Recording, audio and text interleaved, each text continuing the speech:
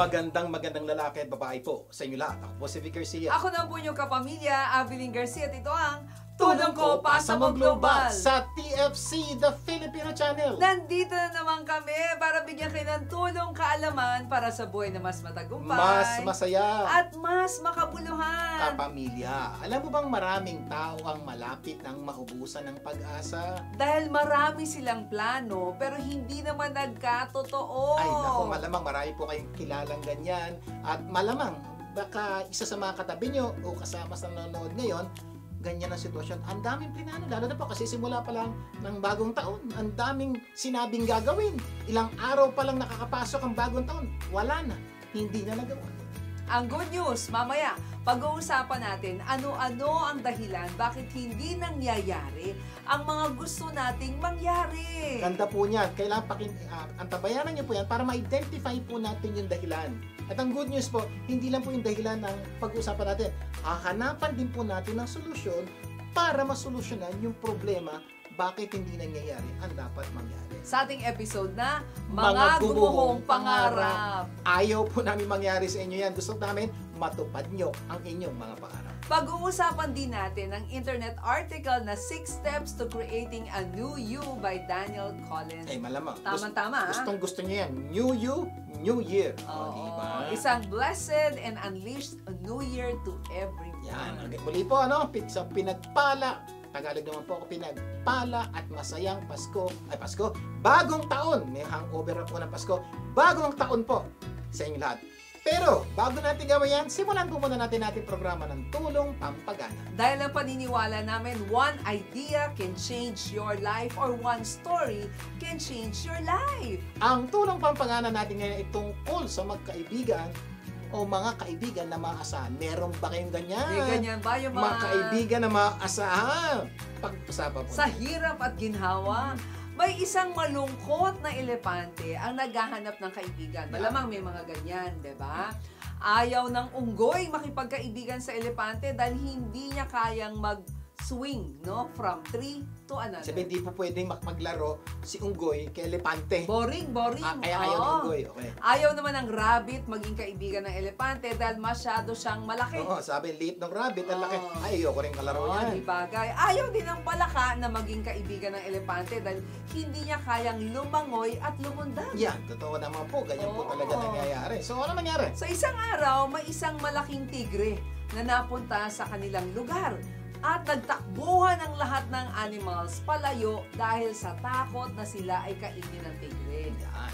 So habang nanonood ang lahat ng mga hayop, nilapitan ng elepante ang tigre at pinakiusapan na umalis dahil natatakot ang mga hayop, no? Pero sa lagay na umalis, pinagsabihan pa ng tigre ang elepante na huwag kang makialam. Eh dahil matigas ang ulo ng tigre, alam mo ginawa? No, ano ginawa? Sinipa siya ng elepante. At sa takot ng tigre, ito ay mabilis sa tumakbong palayo. So nag-usap-usap yung ibang hayop. At sabi nila, maganda palang maging kaibigan ng elepante kahit hindi natin siya katulad. Ganda po nito, isang bagay po to na medyo kailangan maunawaan po natin lalo na as we start the new year. What can we learn from this story? Number 1. Real friendship multiplies the good of life. Yan. And divides the evil. So, ang punto po, pag meron ka talagang tunay na kaibigan, yung saya, namumultiply. Dumadami. Kasi ikaw lang, hindi lang ikaw masaya, kung tatlo kaibigan mo, tatlo kayo masaya. That's the beauty pag meron kayong kaibigan. Ito ang maganda. Pero, pag meron kang pighati, nadi-divide po ang pighati. Kumukonte. Kasi tatlo kayo magsasama sa pighati, divided by 3, 1/3 na lang. That's what a good friend should do to you. So kaya nga po, kung may mga kaibigan kayo, make sure maghanap kayo ng kaibigan na mag-multiply ng magandang bagay at magdi-divide ng pangit na bagay para gumanda lalo ang buhay niyo. Dapat pampagaan ka. Kaya nga real friendship multiplies the good of life and divides the evil. Siguro dagdag ko lang po, lalo na po this coming itong bagong taon po. Okay? Isa sa mga dahilan. Bakit po hindi po umangat-angat ang buhay natin? Kuminsan mali po ang pili natin ng kaibigan eh. So maghanap po tayo ng kaibigan na tutulungan tayo umangat, hindi po tayo hihilahing pababa. That's one thing that you should do starting this year. Lesson number 2. There are friends, there is family, and then there are friends that become family. So may mga kaibigan, may kapamilya. Alam po natin yan. Yes. Pero ang pinakamatinding sana mangyari, yung mga kaibigan maging kapamilya. Bakit po? Oo. Sa tindi po ng inyong pinagsamahan, sa tindi po ng pakikisama niya sa iyo, sa tindi po ng pagdamay niya sa panahon ng problema, dumarating po sa punto ng buhay natin, may mga kaibigan tayo. Parang Feeling natin, kapamilya na po natin. Dahil yan. ang dami na po nating pinagsamahan. At yan ang hanapin yung kaibigan. Shout out sa mga kaibigan namin na ngayon ay kapamilya na namin. Diba? Tandaan niyo po, yan ang kaibigang inyong hanapin para gumanda ang ating buhay. Number 3, to find a real friend, be a real friend. Ayan, isang bagay po, marami po tao, alam mo, wala akong makitang tunay na kaibigan. Baka may problema ka. Kasi normally, real friend attract real friends. Kung wala ka makuhang tunay na kaibigan, isipin mo sarili mo, bakit ayaw magkaibigan sa'yo ng mga tunay na kaibigan at mga hindi gaanong tunay na kaibigan ang nagiging kaibigan mo? Baka may problema ka. Kaya po, look sa mirror po. Pag-isipan mo, ano po normally, how do you treat your friends? Sana makita mo, and hopefully, you start new friendship na tunay, magkakaroon ka ng tunay na kaibigan. Yung di ba, yung elepante, nakakatuwa di ba? Talagang real friend. Kahit na nilayuan na siya ng iba, pinagtanggol niya pa rin lahat sila doon sa tigre. Kaya nga po ngayon, magkakaibigan na po sila, kahit hindi po sila magkakaanyo.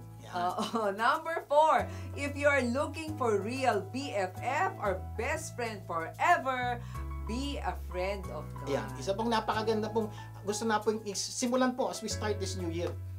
Be a friend of God. Gusto niyo po talaga makakita ng tunay na kaibigan? Kaibiganin niyo po ang Diyos. Ang Diyos po, minsan di kayo iwanan o pababayaan. Ang Diyos po, nandiyan palagi sa panahon ng pangangailangan. Ang Diyos po, iniwanan na natin siya, nandiyan pa rin po siya. Nakakapit pa rin tandaan niyo po, ang Diyos po, kahit parang di natin siya mahal, mahal pa rin niya tayo. He will never leave us nor forsake us. Kaya nga po, kung hindi niyo po kaibigan ng Diyos, isang unang-una niyong gagawin sa taong ito, makipagkaibigan sa Diyos. At sisiguraduhin ko, gaganda ang bagong taon. Ang ganda nung kanta, di ba? I am a friend of God, He calls me friend. So, tayo kaibigan natin siya, and He also calls us. Yan po ang pagsumikapan nyo this year po, promise po, pagkaibigan nyo ang Diyos, may problema ka, tawagin mo. May gusto kang gawin, tawagin mo. Hindi mo alam ang gagawin, humingi ka ng tulong sa Kanya. At gustong-gusto po ng Diyos, ganun tayo sa Kanya. Dahil gusto po ng Diyos, maging magkaibigan po tayo. At pag ginawa po natin yan, ay sigurado po, this will be your best year so far. Yes, parang di ba? Ang sarap-sarap mabuhay na kasama natin ng Diyos. Kaya nga sabi, di ba? If God is for us, who can be against us? Sana na-inspire tayo sa ating kwento ngayong araw na to. At syempre, ang Tulong Pampagana segment ay hatid sa inyo ng Butterberries Cafe Food Truck.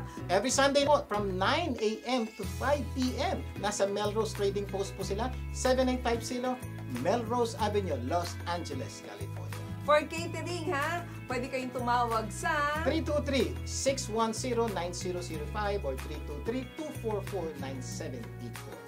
Mamaya sa Tulong Dagdag Kaalaman, pag-uusapan natin ano-ano ang dahilan bakit hindi nangyayari ang mga gusto nating mangyari. Magbabalik pa ang Tulong Ko Pasa Mo Global. Huwag bibitiw!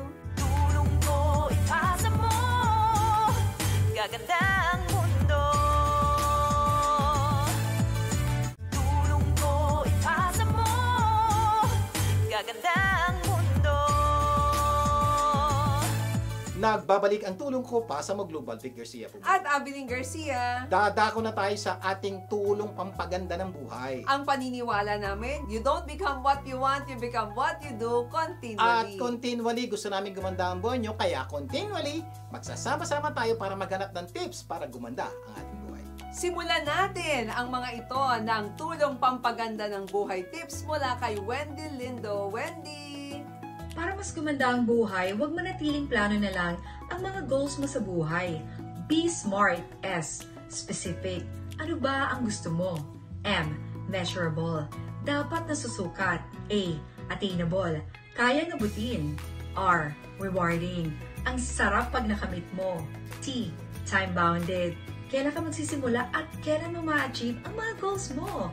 Remember, be smart. For more tips, please visit The Wendy Lindo Show on YouTube channel. Remember, life is beautiful, so live your life beautifully. Thank you so much, Wendy. Until next time, para sa iba pang tips para mas gumanda ang buhay. Ang pag-uusapan natin ngayon ay 6 steps to creating a new you. Ginawa po ito ni Daniel Collins. Oo Pakinggan nga, niyo po ito. no? Bagong ikaw. Bagong taon, bagong ikaw. May mga pwede daw po kayong gawin na magpapaganda ng buhay niyo. Galing po ito kay David Collins. Ano?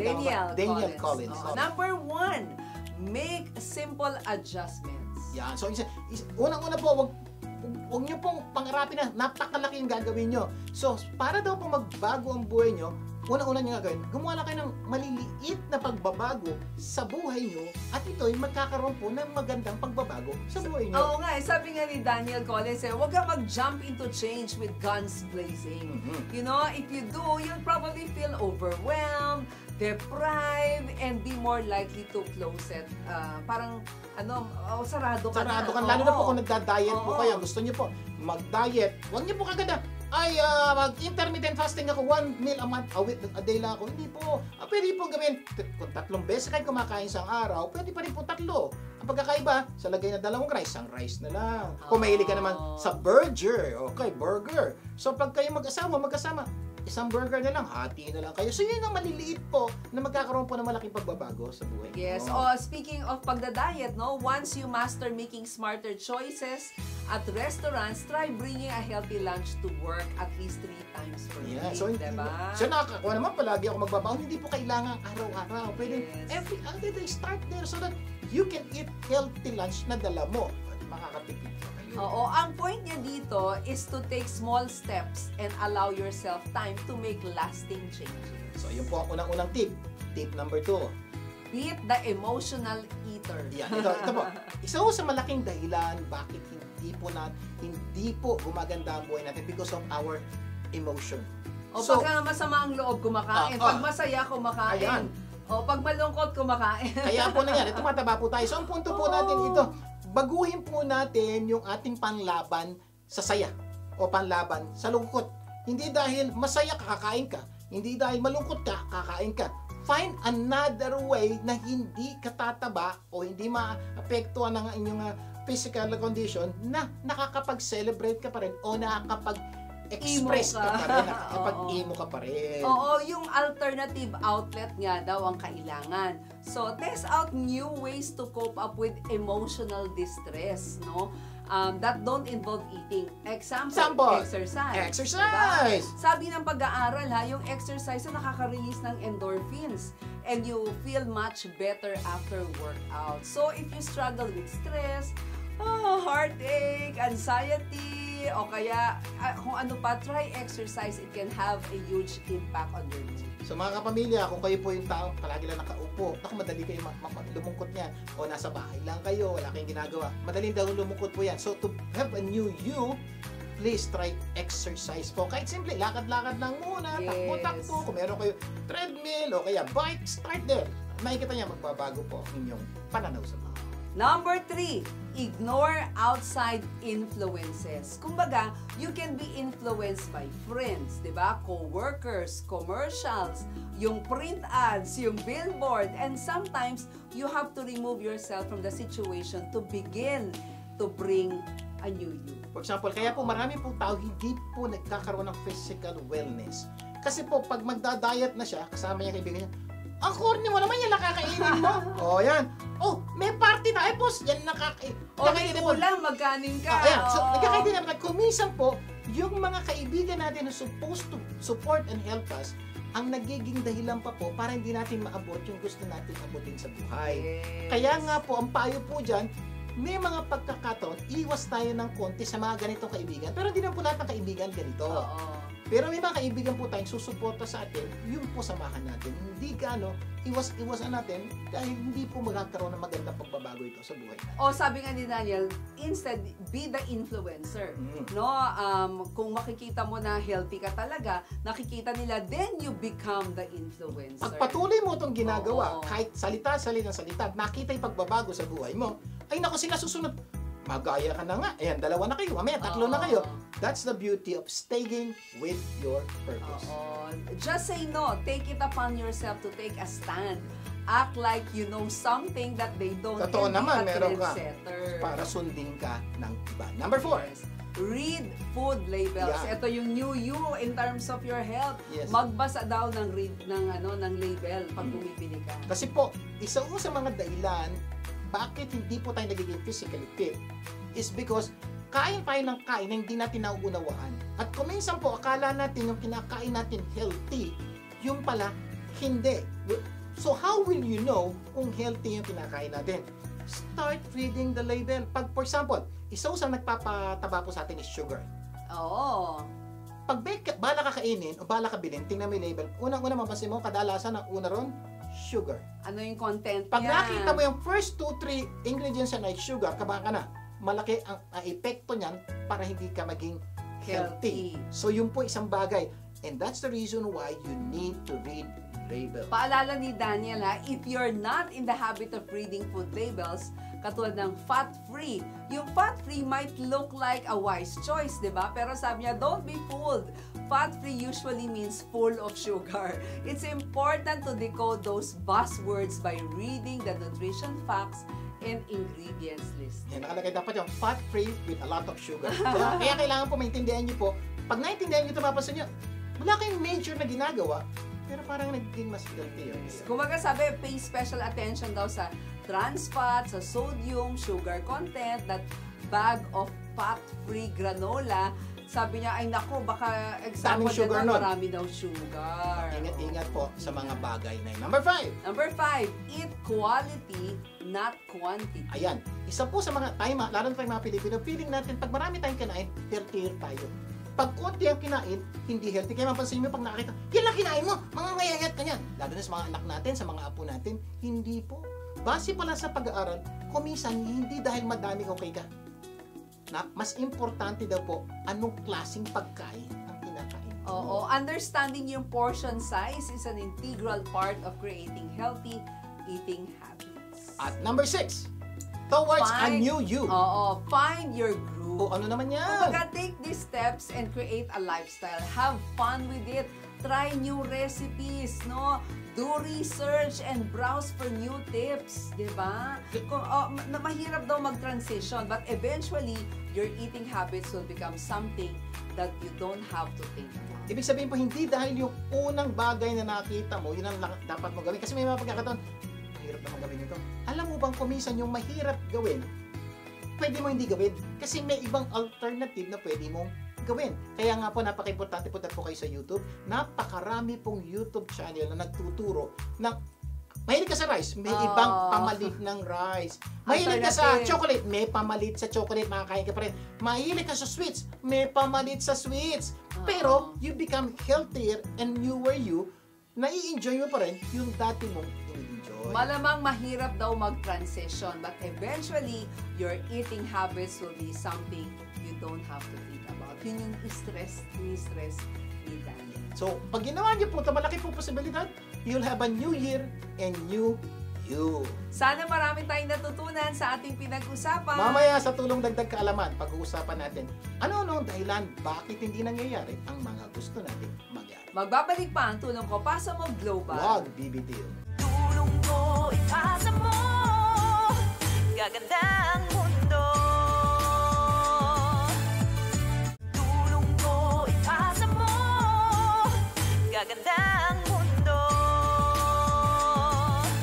Nagbabalik ang tulong ko, pasa mo global, Vic Garcia po. At Abiling Garcia. Dadako na tayo sa ating tulong dagdag kaalaman. Ito po yung ating weekly mental exercise. Yes, kung saan humahanap tayo ng paraan para mas madagdagan ang ating kaalaman. Kapamilya, alam mo bang maraming tao ang malapit ang maubusan ng pag-asa? Marami na kasi lang sinubukan pero hindi naman nangyari. O, wala namang kinapupuntahan. Correct. Totoo po yan. Oo. May mga tao pong ganyan. Kaya dumarating po sila sa punto, tigil na natin itong kalokohan ito. Ang dami kong lang ginawa. Wala naman nangyari. Napagod lang ako. Tigil na. Ito problema. Pag tumigil sila, lalo talagang walang mangyayari. Kaya po, napakaganda ng pag-uusapan po natin ngayon. O yung iba naman, ang ganda-ganda ng beginning, pero naging pangit ang Yeah. ending. Diba? Kaya nga madalas ang tanong ng madami, anyari? Nangyari, ganda na Oo. simula mo okay ka naman bakit pumangit? Yan. Ang ganda pong tanong nung anyari, kasi po, ano yung nangyari? Because pag sinagot niyo po yung tanong na yun, it will give you a clearer understanding of the problem. At dahil ano na problema, malaki posibilidad kung solusyonan nito. Yes. Kaya ikaw, may mga gusto ka bang sa buhay mo na hindi nangyayari? No? May gusto ka bang mangyari pero hindi nangyayari? Alam mo ba kung bakit ito hindi nangyayari? Po, yun pong napaka-importante. Kasi pag alam niyo na bakit hindi nangyayari at nasagot niyo na, anyari, malaki po posibilidad, malapit mo na maabot yung gusto mong mangyari. Ang malaking problema ay maraming pangyayari sa ating buhay ang hindi natin alam kung bakit nangyari. Oo nga, ba't nangyari? Ewan ko. May mga tao, Diba? ba't kayo naghiwalay? Wala lang, di ko nga alam. Ba't ka natanggal sa trabaho? Ba't nandito na buhay mo? Hindi po, okay. Kung isa po talaga hindi niyo po alam. Kaya po mangangailangan po kayo ng tulong ng ibang tao na tutulungan kayo aralin yung sitwasyon at pag nalaman natin dahilan, malaki po ang posibilidad makahanap kayo ng solusyon. At ang good news, pag-uusapan natin ngayon, ano-ano ang dahilan, bakit hindi nangyayari ang mga gusto nating mangyari. Sa ating episode na, Mga gumuhong pangarap. Ayaw po naming mangyari sa inyo yan. Gusto po Yes. namin mga natupad na pangarap. Okay? Ano yung mga dahilan bakit hindi naaabot natin yung mga dapat nating abutin? Isa-isahin po natin. Number 1. Unclear goals. Ayan. O baka hindi malinaw ang gusto nating mangyari. May mga pagkakataon po, kaya parang hindi naabot yung dapat nating maabot dahil sa atin hindi malinaw yung gusto nating abutin. Malabo. Malabo. May mga Oo. pagkakataon pala, naabot mo na, pero parang hindi pa, dahil ikaw mismo, malabo sa'yo, ang gusto mo mangyari. Labo, ano? Oo. Para luminaw, paliwanag namin. Oh, gusto kong umayos ang pagsasama naming mag-asawa. Yun ang gusto niya. Halimbawa, paano mo malalaman kung maganda na ang inyong pagsasama? Yung po ang problema, may mga tao po, Oo. Sir, ang New Year's resolution ko, ang goal ko for this year is umayos ang pagsasama namin mag-asawa. Pag-isipan mo mabuti. Okay naman yung gusto mong puntahan. Ang problema ko malaki. Paano malalaman kung naabot mo na maayos? Paano malalaman kung maayos ang pagsasama niyo? Oo. Ang hirap po. Ibig sabihin, Unclear kasi yung goal magulo po kasi yung gusto niyo mangyari hindi malinaw o so vague. Ang hirap malaman kung naabot mo na. Isa po yan sa malaking dahilan bakit maraming tao parang hindi naabot yung gusto nilang mangyari. Kasi if you aim at nothing, you will surely hit it. Yun po ang problema. Hindi malinaw. Sa relasyon yan o sa ibang bagay naman. Halimbawa, sabi niya, ay naku, gusto kong yumaman. Okay. Oo. Halos lahat po ng tao gusto yan. Gusto kong yumaman. Malamang ikaw gusto mo rin yumaman. Ito malaking problema. Maraming tao kaya po na-frustrate at nawawala ng pag-asa. Hindi daw sila yumaman. Ito tanong ko. Paano mo ba malalaman kung mayaman ka na? Pakisagot mo mabuti. Paano malalaman? Basta alam ko na, pag mayaman ako, mabihira po yun. Kaya maraming tao, hindi po yumayaman dahil hindi nga nila alam kung mayaman na sila. Paano yung isa sinabi niya, kapag meron akong 10 million. 10 million pesos, so $1 million. mayaman na. Okay. Oo. Malinaw yun. Ang ganda nun. Sir, pag meron akong $1 million, mayaman ako. Malinaw. Unlike yung kabila. Pag mayaman na ako o yayaman ako, ito ang problema po kasi ng pagyaman. Subjective po yan. Okay, gusto ko yumaman. May 1 million ka na. Normally, Mayaman ka na ba? wala kang sinabi ha. Nagka 1 million ka, mayaman ka na ba? Normally, pag may 1 million ka na, feeling mo hindi ka mayaman. Kasi feeling mo dapat 5 million. So pag nagka 5 million ka na, mayaman ka na. Hindi pa? Dapat 10 eh. Ang problema po, gumagalaw po yung basis nyo ng kayamanan. Kaya dapat bago kayo gumawa ng kahit ano, linawin nyo, paano ba malalaman kung mayaman ka na? Pag naabot mo yung 1 million, mayaman ka na. Ang tanong, kailan ka yayaman kung hindi ka nagsiset ng klarong goal? Yun po ang problema. Kaya po madalas hindi po naabot yung dapat nating abutin. Hindi malinaw yung gusto nating abutin. Dapat ang goal may simula at may katapusan. Yan pa isa. Para maging malinaw yung ating goal, dapat ito maging SMART goal or SMT goal. Yan. No? S for specific. Ano yung gusto mo? Isang milyang Yes. dolyar. O, yun. O yung M, measurable. Dapat pwedeng sukatin. Maraming tao nagsasabi, mayaman ka na? Ay, hindi pa next year. Next year. Ang problema, kailan mo ba sinet yung goal mo? Basta gusto ko yumaman, kailan? Hindi po, dapat pa mag-goal kayo. Ganito.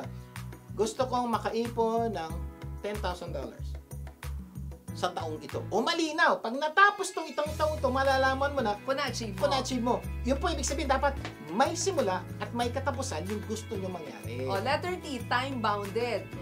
Diba? Yun siya. Oo, May dapat simula. simula at Oo. may katapusan.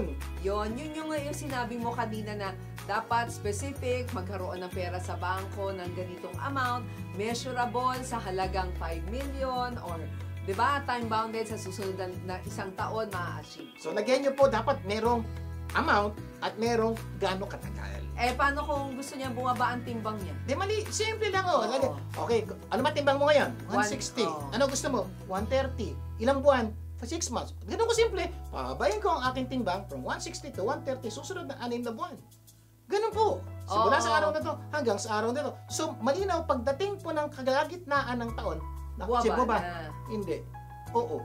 Ganun po ang ibig sabihin ng dapat linawin yung gusto niyo mga. Ayun, specific, bumaba ang timbang. Measurable, mula 160 to 130. Time-bounded sa susunod na 6 na buwan. Pag ganyan ang ginawa niyo, madali niyo na malaman kung naabot niyo o hindi. O, sa relationship, Ayan. ang goal niya, i-date ang asawa every Friday sa susunod ng 50 taon. About 50 years, Ano ba? katindi, oh. Matindi, Okay, hanggang Oo. sa dulo ng walang Till hanggan. death do us part. O, specific yun. Oo. Diba? Ano yung specific doon? Linggo-linggo, I-date. every Friday, Diba? i-date mo. Oo. So, yun po yung mga bagay na kailangan, every time nagagawa mo yun, achieve ka. Successful ka. Oo. Napakaganda talaga na meron tayong specific, meron tayong measurable goal, at saka may time-bounded goal. Pag ginawa nyo po yun, malaki po ang posibilidad, maabot nyo na yung gusto nyo maabot. Kaya po, kung meron kayong goal, iayos nyo na. Na dapat, ano yung gusto mong gawin, ano ang gusto mo, at kailan ka magsisimula, kailan ka matatapos, malaki posibilidad po maabot mo na ang pangarap mo. Sa aming pagbabalik, itutuloy pa natin ang ating kwentuhan. Magbabalik pa ang tulong ko. Pasa mo, global. Huwag bibigil. Tulong ko ipasa mo, gaganda ang mundo. Tulong ko ipasa mo, gaganda ang mundo. Nagbabalik ang tulong ko, Pasa Mo Global, Vic Garcia po. At Abiling Garcia, bago natin pagpatuloy ang topic, magbibigay-daan muna tayo sa usapang life insurance mula sa Outstanding Living Benefits Specialist na si Gina Criste. Gina! Kapamilya, nandito na naman ako. Imaginein mo na nasa beach ka. Ang saya-saya mo. Nagtatampisaw sa tubig. Pero ang di mo alam, biglang may malaking alon na paparating. Now that's life. One moment you're chilling, the next moment, bam! Life throws you away. Or worse, a tidal wave. Unexpected medical bills, emergencies, yung tipong kailangan mo ng tulong. Dito maaasahan ang living benefits. Your personal lifeguard. Hindi mo napapansin sa gilid, pero nandyan siya.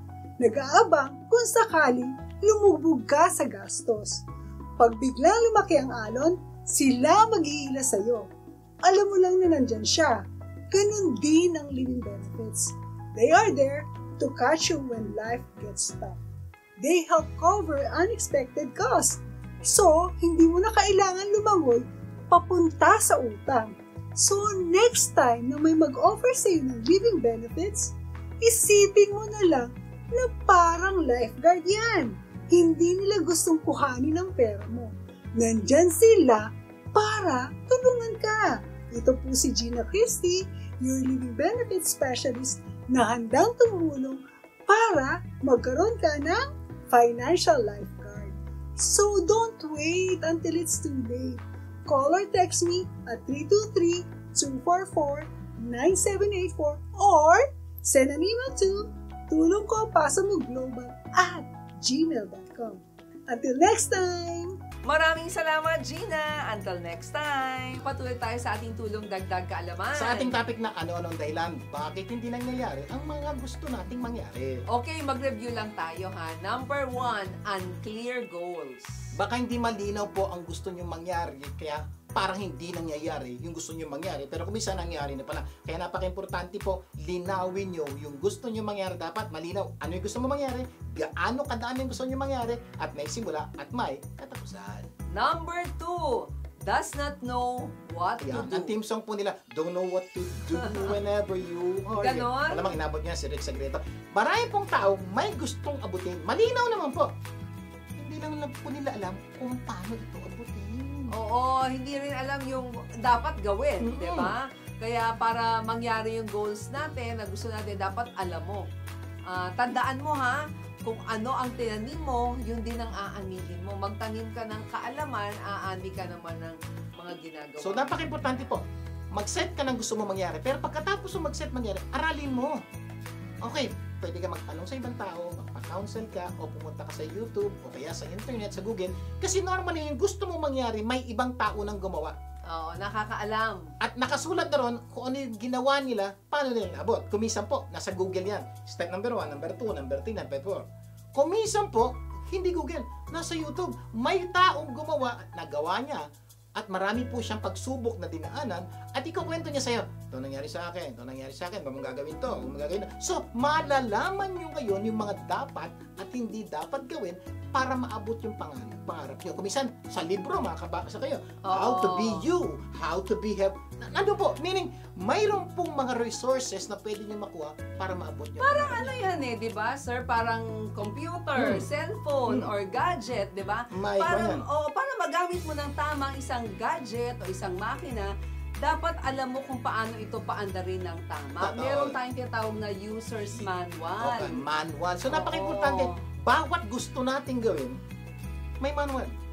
Eh, kaya lang minsan hindi nagbabasa eh. Ayun po diba, problema. lalo na ngayon, pagkatapos ng bigayan ng regalo, di ba, nagbukas.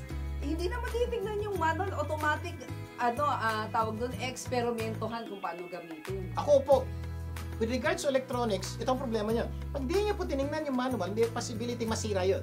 Oo. Problema yon. Pero mas malaki po ang problema ito. Pag may gusto kayong mangyari at hindi nyo tinignan yung manual at hindi nyo alam kung paano gawin, malaking problema yan. Dahil yung po electronics ang nasira at pwedeng bilhin. Oo. Yung buhay nyo masisira, medyo malaki pong disgrasya yun. Kaya po ang hiling ko, ano man ang plano nyo gawin sa taong ito. Aral, basa, tanong, panood.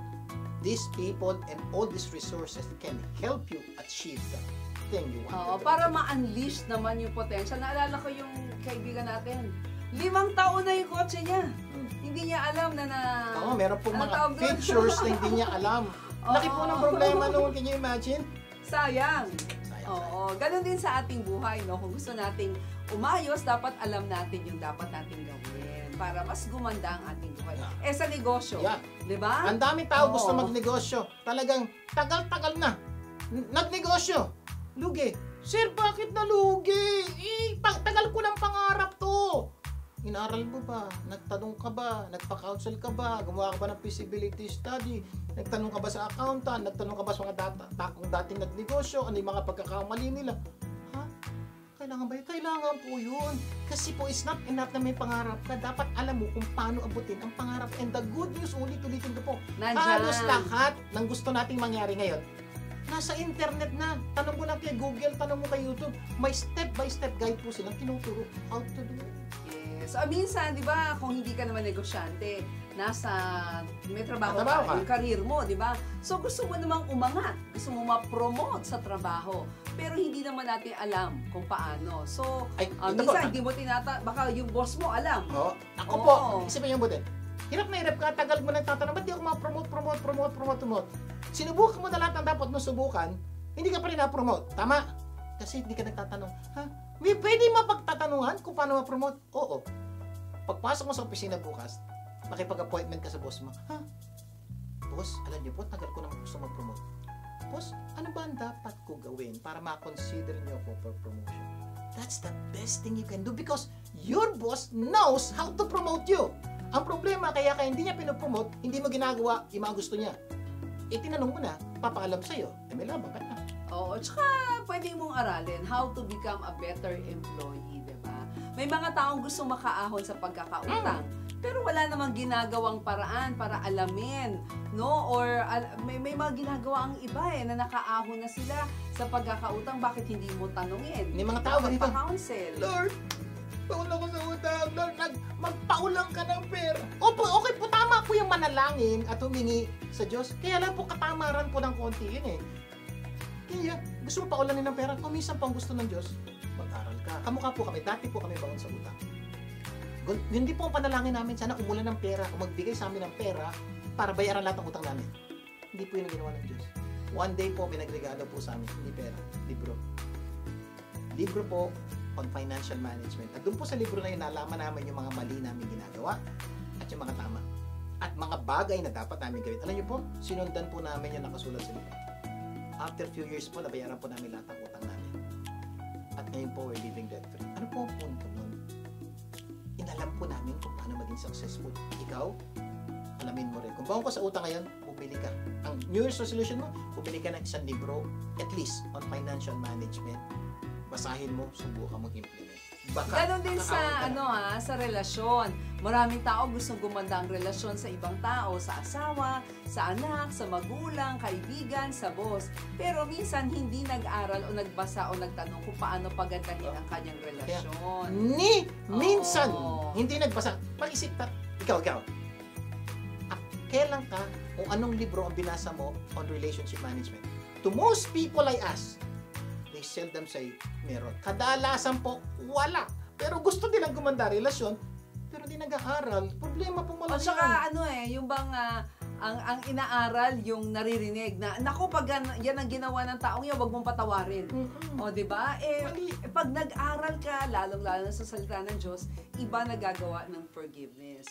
Kaya para mangyari ang gusto nating mangyari sa buhay, mag-aral, magtanong, Basa! Yes. Magpa-counsel! Ibig sabihin po, ang dami pong within your reach for you to achieve your goals. The problem is, marami po sa atin hindi po ginagawa to or hindi alam.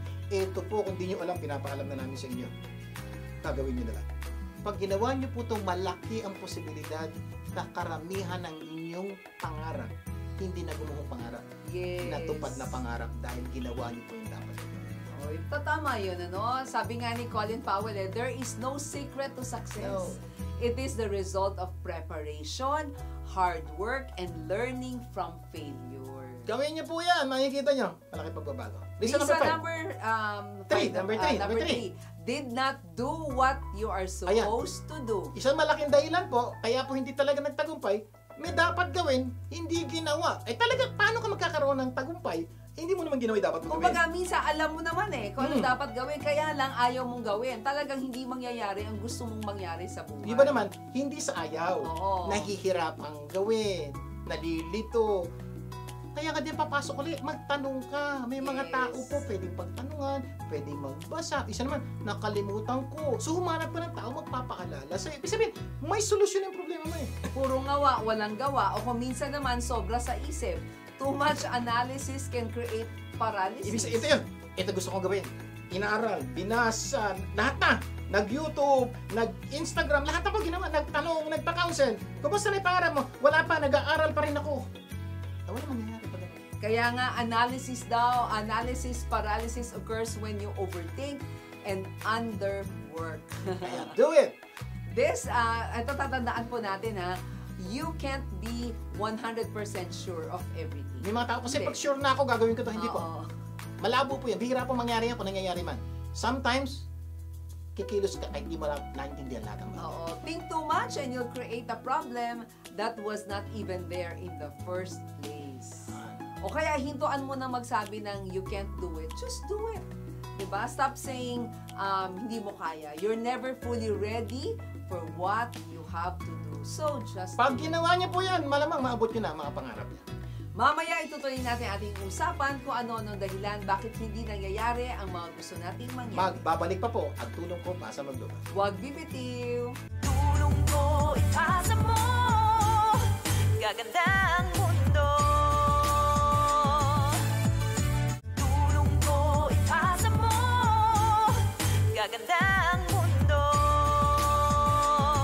Nagbabalik ang tulong ko pa sa Global. Vic Garcia po muli. At Abilene Garcia. Patuloy tayo sa ating tulong dagdag kalaman sa ating topic na ano ng dahilan bakit hindi nangyayari ang mga gusto nating mangyari. Review lang tayo ha. Reason number 1, unclear goals. Hindi malinaw ang mga gusto mo mangyari kaya hindi nangyayari. Reason number 2, does not know what to do. Hindi mo alam ang gagawin mo kaya hindi nangyayari. Reason number 3, did not do what you're supposed to do. Paano mangyayari? Hindi mo naman ginawa yung dapat mong mangyari. Number 4 tayo. It is not yet time. Ayan, may mga pagkakataon po, gusto natin na maabot yung dapat nating maabot, pero hindi natin naabot. Kumisan po kasi, wala pa sa panahon. Oo. Sabi nga ng iba, ginawa ko ng lahat ng dapat ko gawin pero wala pa rin. Tama ka. Baka hindi pa panahon. Kasi po kumisan masyado tayo nag-aapura. Okay? May mga pagkakataon po yung gusto natin mangyari, kailangan ng 2 years. Gusto natin tapusin in 6 months. Oo. Kailangan mo lang ituloy. Okay? May mga pagkakataon po gano'n. Baka kailangan mo i-adjust ang timetable mo. So may mga pagkakataon po gano'n. Tama naman yung gusto mo mangyari. Ginagawa naman yung gusto mo mangyari. Pero parang walang nangyari. Take note. Parang baka naiinip ka lang. So, hintay ka lang. Hintay ka lang. Patuloy mo lang gawin yung mga dapat mong gawin. Huwag kang tumigil sa paggawa ng tama. Dahil sa takdang panahon, ikaw ay aani kung hindi ka titigil. Yun po, Diba? napaka-importante. Huwag kang titigil. Kung alam mo tama yung gagawin, ginagawa mo, tama yung pangarap mo, ginagawa mo lang, laban mo lang. Laban mo lang. Kasi kuminsan po itong problema. Malapit na, bukas na pala, aani ka na. Bukas na pala, ma-achieve mo na. Ay, bumigay ka ngayon. Tumigil ka ngayon. Kaya ang payo ko, kung nandiyan ka na sa sitwasyong parang walang nangyayari sa gusto mo mangyari, baka ang kailangan mo madinig. Don't quit, huwag titigil, tuloy mo na.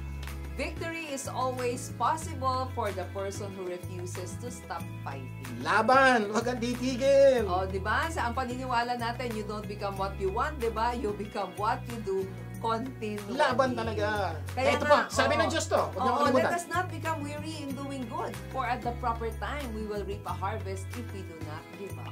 Pangako po ng Diyos yun. You will reap a harvest.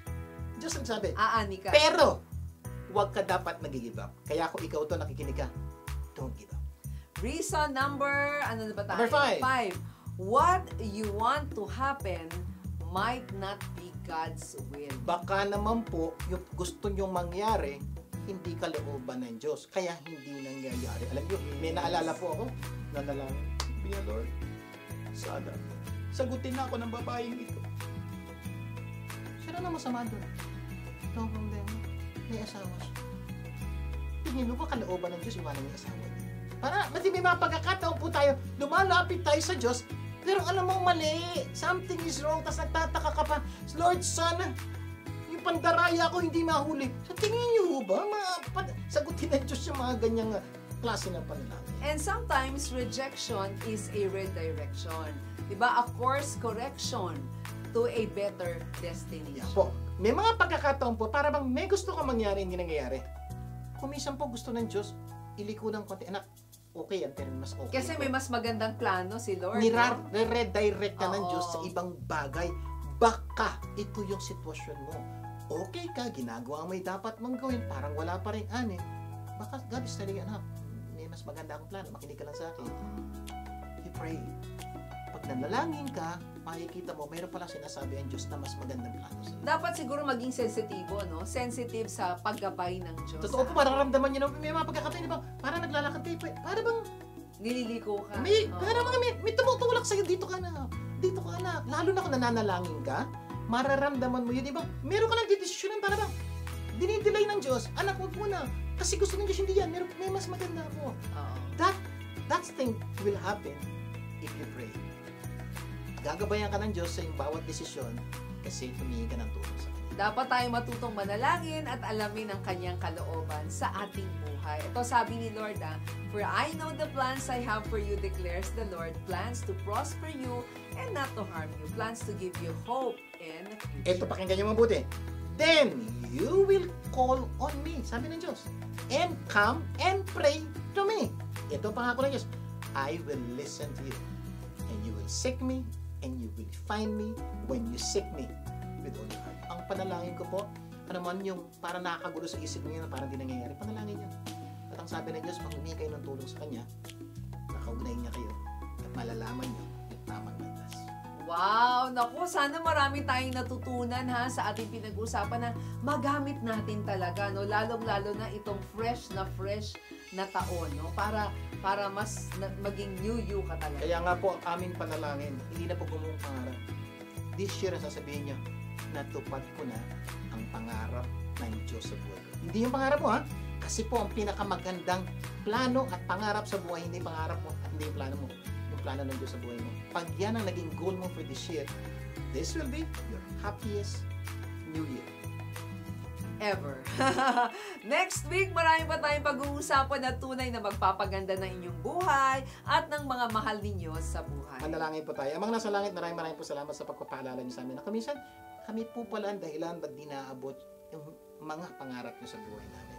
Dalangin ko po na ngayon sa mga nakikinig at nanonood, buksan niyo po ang isip nila. Malaman nila kung ano yung sanhi ba't hindi naabot ang kanilang mga pangarap. At higit sa lahat, malaman nilang may Diyos na handang tumulong sa kanila para maabot ang pangarap ng Diyos sa buhay nila. Gabayan niyo po ang bawat desisyon ng bawat tao ngayong taon na ito.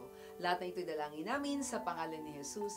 Amen and amen. A blessed New Year, unleashed New Year to everyone. At syempre kasama na dyan, Tito Gimo, Tita Terry Moreno, buong Heronca family, Regalado family, Garcia family, lahat ng mga kaibigan po namin na talagang patuloy na sumusubaybay po sa tulong ko Pasamo Global sa maraming panahon. Ito po panalangin namin sa inyo, isang pinagpala at masayang bagong taon po sa inyong lahat. Laging tandaan po, anuman ang naitulong namin sa inyo, ipasa nyo naman sa iba. Imbitahin niyo po inyong mga kapamilya na tumutok sa tulong ko pa sa mga global sa susunod nating pagsasama. At sama-sama natin pagandahin ang ating buhay at ng mga mahal natin sa buhay. Ako po, si P. Garcia. Ako naman po, si Abilene Garcia. Laging tandaan, Sa tulong ko pa sa mga global, gaganda ang mundo.